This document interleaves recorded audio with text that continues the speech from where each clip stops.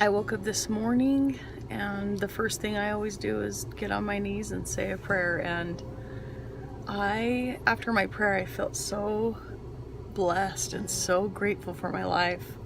What I realized is that some people have struggles in their life that they have no control over, and after my prayer, I had this huge feeling that everything that I have struggled with is in my hands to be able to change it if I give the effort to change it. And I thought that was not just me, but also my husband, and I just felt really super grateful for that. I'm like, there's nothing better than that. There's one thing to go through those trials and you have nothing you can do about it. You just have to deal with it. And then there's another thing when you realize that all these hard things that we are going through are things that we can actually do something in our life to improve. And I thought that was awesome. Today is a Tuesday, which is the day that I get to email my son, and I just love hearing his weekly report of what his week was like. It's just one of my favorite days of the week.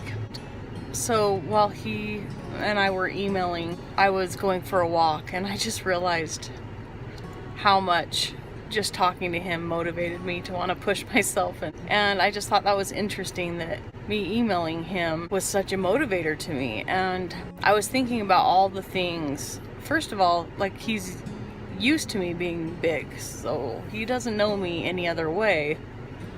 And I know all my kids really love me. They love me being soft. They love cuddling with me. And it's like one of those things that I thought, what if they don't like me skinny, you know?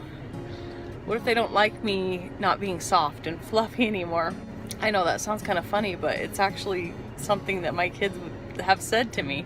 As I was emailing my son today, I just realized that I could go horseback riding with him, and I could go traveling and not get tired if we wanted to go somewhere that took a lot of walking. I could try anything, you know? It's just, I guess it just made me excited to think that anything's possible. And I want to push myself to do things that are kind of scary to me. And I think being overweight is my way of staying safe from having to get out of my comfort zone. Anyway, that was just a realization I had today that, yeah, my cuddles may not be as soft, but the things that I will be able to do with my kids are going to be way better than any soft hug, I guess. Hopefully I'll still be soft to them, but hopefully that makes sense. But that was kind of my thoughts today, and I just get excited to think of where I will be when my son returns. And he and I were talking about how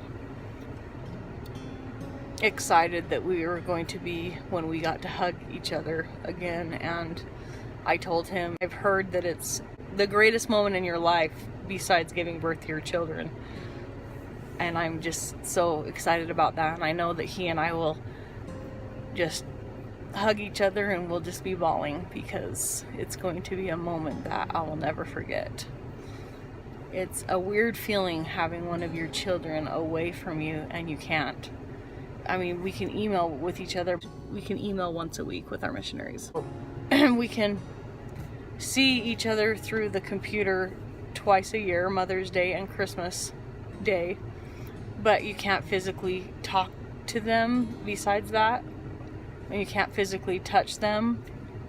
And so that's why it's different than somebody going off to college. So it's been hard, but it's been worth it.